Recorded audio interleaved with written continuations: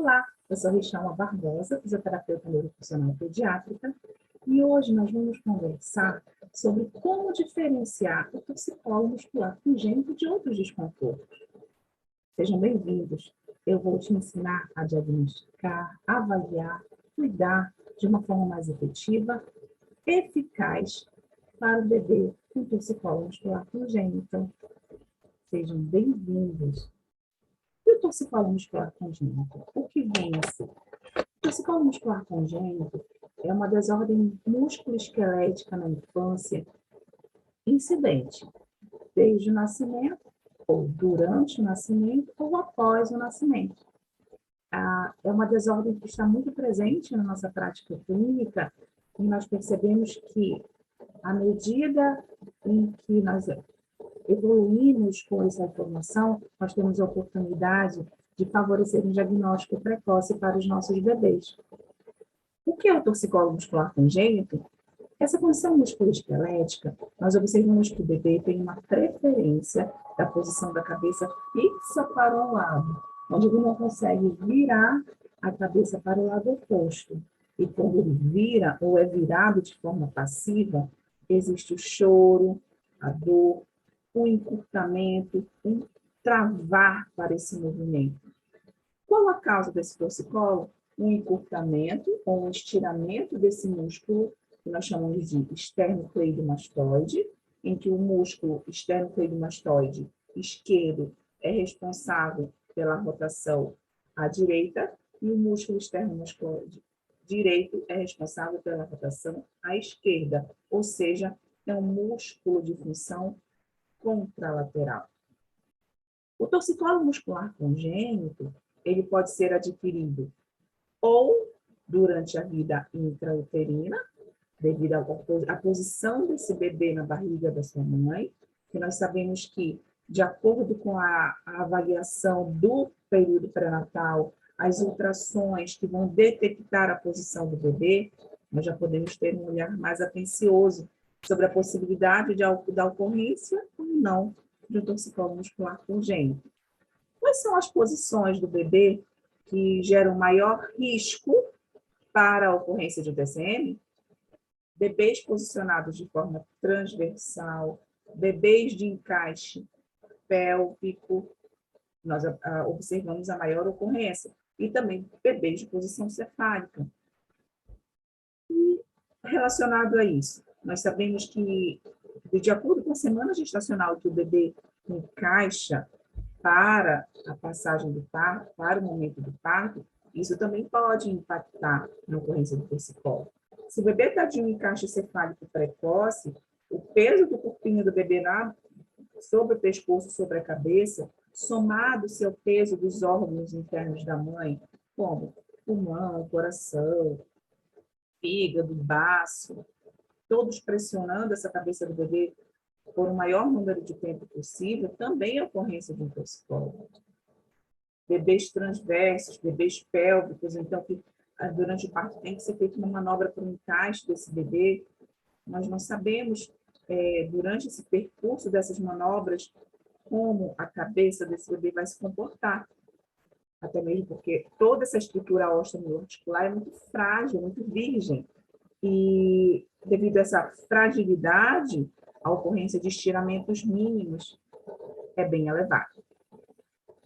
Outro fator, o circular de cordão, né? O cordão umbilical em volta do pescoço do bebê, o número de circulares de cordão também vai fazer com que o bebê fique com a cabeça mais inclinada de um lado em relação ao outro.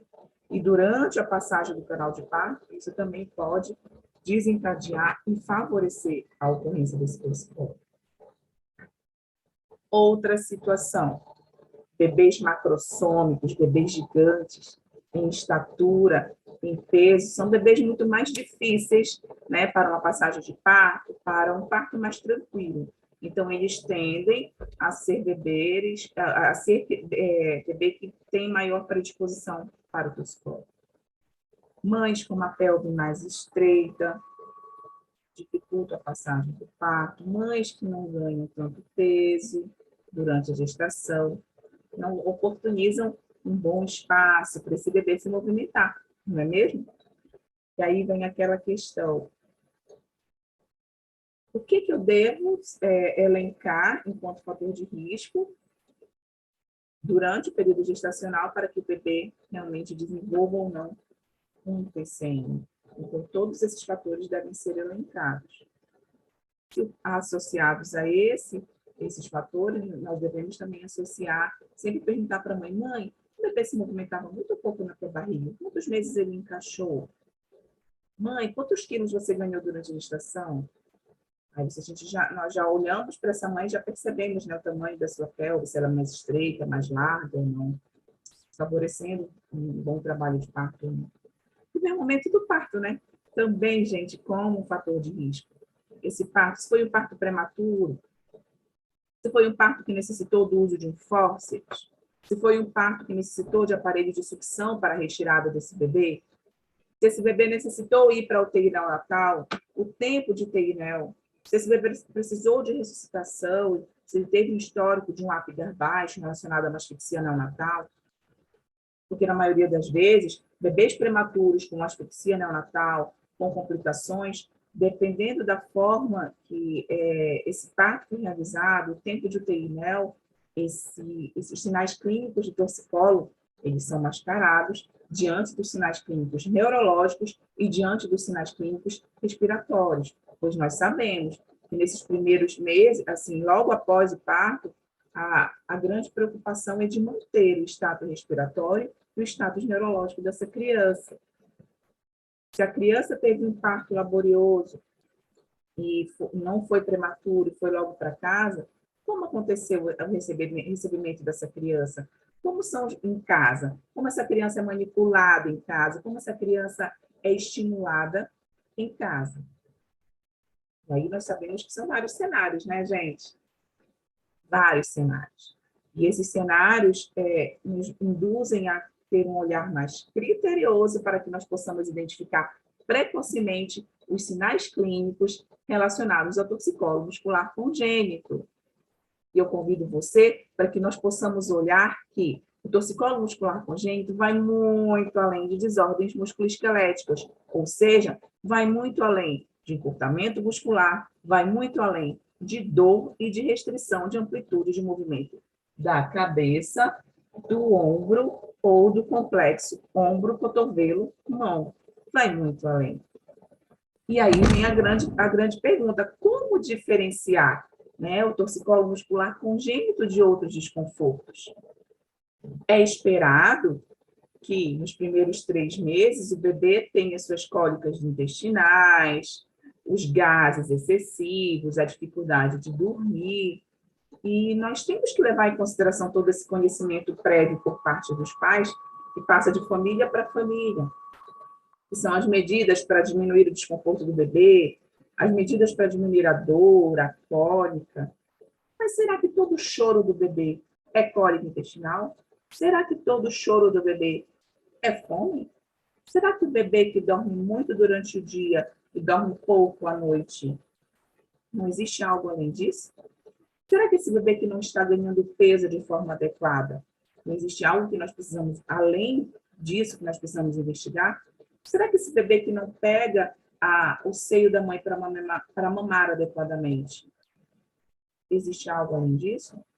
Então, nós precisamos olhar. Antes de mais nada, o torcicolo muscular congênito leva à fixação da cabeça, de preferência para um lado do bebê, ele não vira a cabeça ativamente para o outro lado, e quando ele é movimentado passivamente, gera dor, gera entrave, gera desconforto. Quais os reflexos dessa condição musculoesquelética nos outros sistemas do bebê? Primeiramente, se eu não viro a cabeça para o outro lado, eu só vou usar toda a minha mímica facial desse lado, o mundo só vai existir para esse lado. E devido a esse encurtamento para esse lado, eu vou ter preferência para mamar somente de um lado, para o uso da mão somente de um lado, para estimulação visual somente para um lado. Agora eu te convido, se coloca no lugar do bebê. Como é que você vai conseguir mamar para o outro lado, quando a mãe posiciona esse bebê para mamar para o outro lado, se ele acaba tendo o desenvolvimento de maior componente de força muscular, seja cervical, facial, seja da musculatura oral, orofaríngea mais de um lado em relação ao outro. Aí o que nós observamos? Uma mamada barulhenta, em que o bebê mama, mas com intervalos de mamada muito maiores, com refluxo, com engasgo, e a criança joga a cabeça excessivamente para trás. Aí a gente interpreta, está jogando a cabeça para trás. Está jogando a cabeça para trás excessivamente. Ele não quer mamar, ele está se sufocando. A forma em que o bebê se protege da dor é totalmente diferente da forma em que o adulto se protege da dor. Ele não sabe dizer o que ele está sentindo. Então, para ele não se sufocar, ele se joga excessivamente para trás. E aí vem uma grande briga. A grande quantidade de ar que entra durante a mamada briga para ocupar espaço com a quantidade de leite necessária. E aí se desenvolve lá na frente o quê? Gases e muito refluxo, em que a criança não consegue ter a mamada adequada. E como não tem muito espaço para a entrada de leite devido à grande quantidade de gás, o refluxo gastroesofágico vem.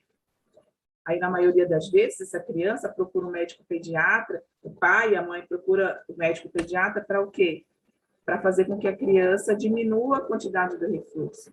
Aí lá vem a implementação do remédio para o refluxo gastroesofágico. E a criança acaba recebendo terapia medicamentosa que não resolve. Sendo que a origem primária desse problema é o quê? Uma origem de um componente o quê? Músculo esquelético, e não de um componente intestinal ou gástrico, propriamente dito. Outra situação. Se o meu mundo existe para esse lado, se o bebê só existe para esse lado, se eu, durante o dia, as horas que ele está acordado, eu estimulo ele, deixo ele naquela única posição, eu não me preocupo de mudar a posição dele, ele vai aprender durante as suas horas, durante o dia, a permanecer naquela posição. A criança cria memórias motoras relacionadas ao movimento, de acordo com o repertório motor ou de acordo com o ambiente que ele é estimulado. Então, esses torcicolos que não são diagnosticados precocemente, em que a criança fica o tempo todo nessa posição durante as suas horas acordadas, aumentam em muito o grau de encurtamento muscular desse músculo chamado esternocleidomastoide. Aí a criança fica com esse bracinho mais travado, não consegue levar o braço, não consegue alcançar o brinquedo. Ou quando a mãe, o pai, ou a babá, ou a vovó vão dar o banho da criança, vão trocar a roupinha da criança, vão abrir estalo. Aí percebe-se aquela crepitação, aquele estalo acompanhado de grito, acompanhado de choro, acompanhado de dor. Então, se a criança fica fixa nessa posição, essa articulação não tem oportunidade de ter a mesma mobilidade e articulação. Como o músculo esternocleidomastoide, ele pega todo esse componente cervical, esse componente clavicular, acromial, existe o que? O impacto do torcicolo na amplitude de movimento escapular, humeral, impactando no não uso do bracinho por parte dessa criança. E ela acaba trazendo esse bracinho para ficar o quê? Mais preso junto ao seu corpo e fechando muito essa mãozinha. Cuidado para a gente não achar que essa mão excessiva é somente o reflexo de tensão palmar. Após os 3 meses, esse reflexo tende a desaparecer, e em torcicolos musculares mais tardios, essa persistência também pode ser um sinal de proteção à dor que esse bebê sente. Outra situação, bebê com torcicolo muscular congênito, quando ele é posicionado, deitado de ladinho, ele não acha conforto, ele grita, ele se joga para trás, ele pode falsear aquela postura que a gente chama de opistótomo, em que a criança leva toda a extensão cervical para trás e forma um C invertido. Aí pode-se achar, é choro, é birra, ele não gosta da posição. Será que é choro ou birra? Ou essa criança não gosta da posição? Ou a criança está tentando gritar com a sua expressão corporal: papai, mamãe, eu estou sentindo alguma coisa que dói, eu não consigo ficar nessa posição. Papai, mamãe, olha para mim, tem alguma coisa errada. E quando a criança deita de ladinho, ela foge da posição deitar de lado, porque deitar de lado contralateral à posição do torcicolo, vai haver um alongamento passivo desse músculo e a criança não consegue ter essa amplitude, então ela chora, ela grita. Então, nós precisamos o quê? Ler o movimento da criança, ler as posturas em que a criança fica mais feliz, verificar as posturas em que a criança se sente mais confortável. Além disso, além do deitar de ladinho de forma inadequada, os pais eles têm muito medo de colocar a criança de barriguinha para baixo. E esse desconforto, ele não consegue ficar na barriguinha para baixo. Ok, não consegue. Vamos falar um pouquinho sobre o tummy time, barriguinha para baixo, até os 3 meses? Como existe uma grande corrente sobre o tummy time, vão brincar de barriga para baixo? Gente, o brincar de barriga para baixo tem que ser o brincar supervisionado, em que a criança esteja acordada, com o adulto sempre do lado para brincar.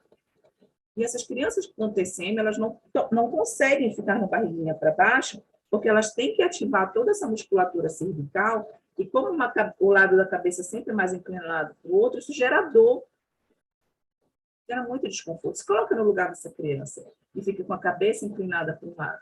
Adicionado ao peso da gravidade nessa cervical e pela insuficiência muscular que ela tem devido à dor, devido ao encurtamento, ela não consegue vencer a gravidade, então é muito pesado para ela.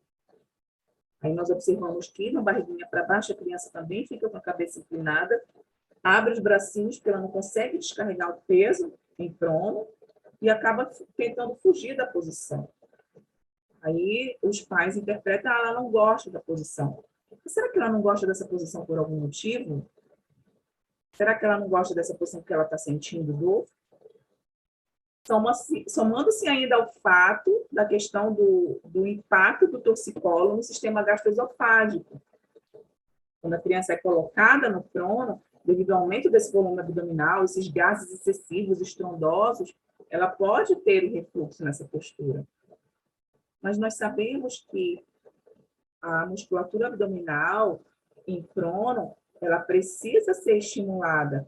O apoio do peso do corpo do bebê na barriguinha durante a barriguinha para baixo estimula os sinergismos abdominais. O bebê não sabe ativar seus componentes musculares. Ele precisa sentir o músculo nas determinadas posturas para poder vencer a gravidade.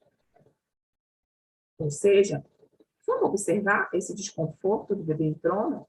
Além dele ficar com a cabeça inclinada, a coluna dele faz um C. E as preguinhas, as pregas cutâneas no abdômen, do bebê no tronco, sempre são maiores de um lado em relação ao outro, indicando o quê? Encurtamento muscular.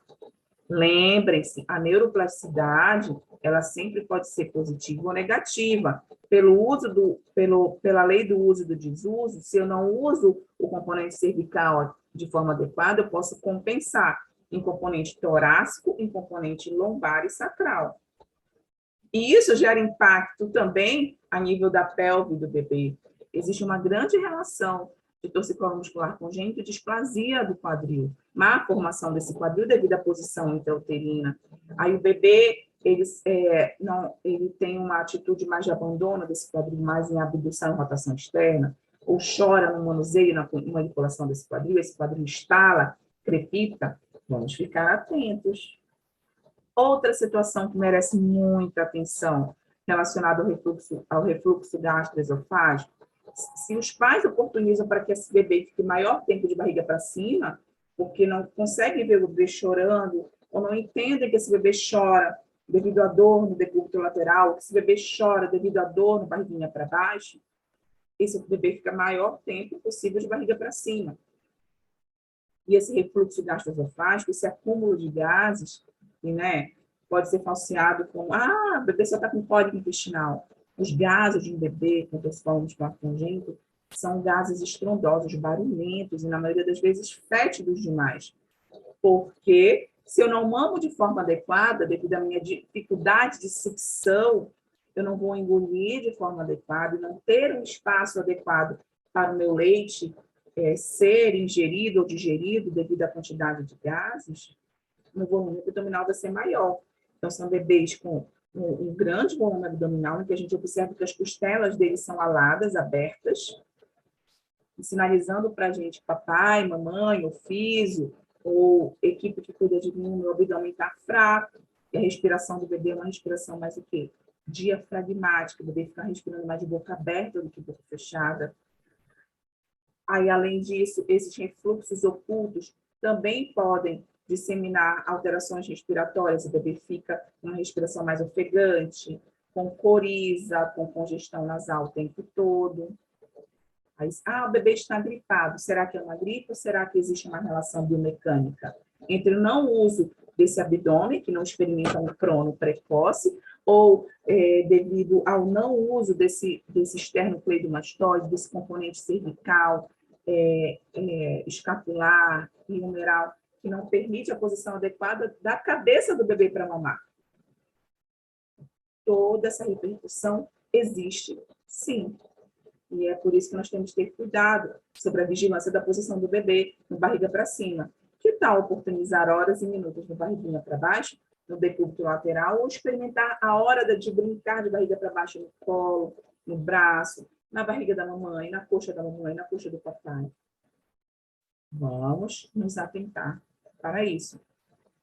Que outros desconfortos também podem estar relacionados ao torcicolo muscular congênito? Outros desconfortos que incluem dor na movimentação desse braço, a gente tem que tomar cuidado para que, né, durante a avaliação da amplitude de movimentação passiva desse ombro, observar se tem crepitação, se tem dor, se tem edema, se tem cianose, pois às vezes, devido ao histórico desse parto, o bebê, além do torcicolo muscular congênito, ele pode ter lesão de plexo braquial, que são todos esses nervos que saem do pescoço, inervam a cintura escapular e o membro superior, para permitir o uso dessa mão. Mão para tocar no chocalho, para bater no brinquedo, no móvel, mão para ir à boquinha, mão para encontrar outra mão, mão para acariciar o rosto da mamãe e do papai, mão para pegar no pé, e mão que participa de todas as habilidades motoras relacionadas ao desenvolvimento desse bebê. Além disso, esses desconfortos também podem ser diferenciados do torcicolo muscular congênito. Nós já observamos que crianças com desvio da rima labial, crianças com assimetria facial, um olhinho menor do que o outro, uma boquinha mais caída do que a outra, uma cabecinha mais torta do que a outra, que a gente já vai falar de quê? De plagiocefalia. A cabeça do bebê ainda está em período de adaptação ao crescimento do tamanho do cérebro e do tamanho do crânio.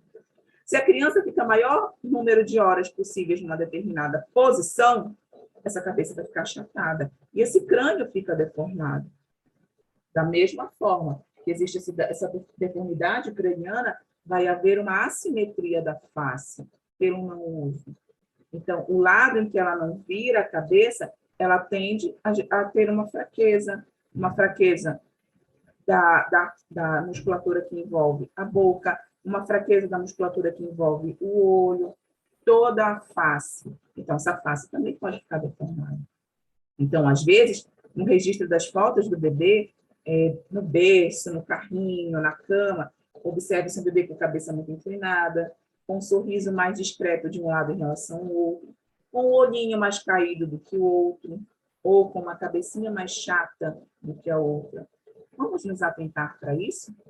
Ainda existe um outro sinal clínico que também falseia um torcicolo muscular congênito. O bebê fica chorando e leva muito a mão aqui no pescoço, atrás da orelha. É como se ele levasse a mãozinha para dizer, ai, aqui está doendo, me socorre, aqui que eu sinto dor. Todo esse complexo do esternocleidomastoide sai aqui de trás da orelha, vem para a parte da clavícula, pega outra parte da área cranial, fica dolorida demais e pode apresentar nódulos palpáveis. Esses nódulos palpáveis e dolorosos também vão indicar o grau de severidade do torcicolo muscular congênito. Então, a criança ela não sabe dizer a forma que ela sente a dor. Ela vai reagir à dor com choro ou não. Torcicolos mais leves, a criança não chora. Torcicolos mais leves, a gente só percebe a posição da cabeça fixada mais para um lado. Torcicolos de moderados a mais graves, a criança já sente dor.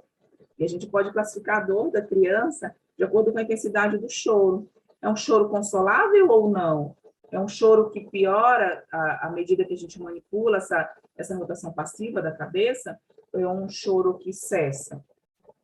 Então, a linguagem da criança é o choro. A linguagem da criança é sua expressão corporal. Afinal de contas, ela está aprendendo a movimentar o seu corpo agora, após o nascimento, para que ela possa vencer os 10 quilos que a gravidade oferece ao seu corpinho. Porém, cabe a nós termos um olhar mais atento, mais afetuoso, para que nós possamos interpretar toda a linguagem corporal desse bebê que está convivendo com o torcicolo. E a maioria das vezes nós podemos estar perdendo tempo, não dando o diagnóstico clínico correto para esse bebê, tratando as consequências do torcicolo e não tratando o torcicolo, obviamente. Nós também temos o caso dos bebês que não mamam adequadamente e não ganham peso.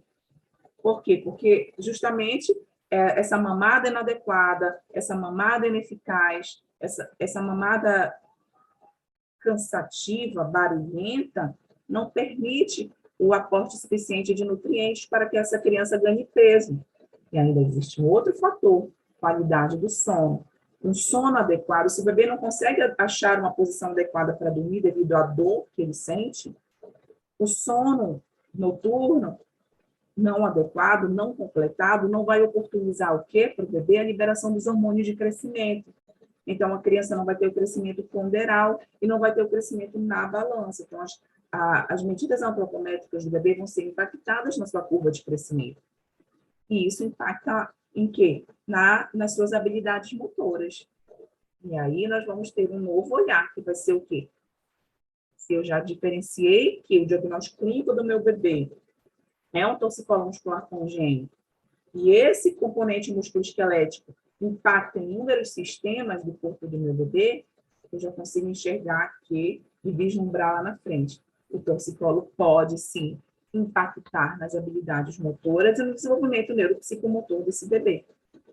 Uma vez que o torcicolo muscular, ele traz em seu bojo restrição de amplitude de movimento da cabeça, traz em seu bojo encurtamento muscular, dor à palpação, que impacta na respiração, que impacta na mamada, na deglutição, que impacta na posição adequada para brincar, que impacta na qualidade do sono, que impacta na digestão desse bebê e que impacta na disposição para que o bebê possa brincar e experimentar o maior número de posturas possíveis para que ele crie repertório motor com qualidade, repertório motor com memórias afetivas, repertório motor que impacte no seu desenvolvimento infantil de forma adequada, de forma feliz. Por isso, precisamos, sim, levantar a bandeira do diagnóstico precoce para que nós possamos implementar uma intervenção eficaz,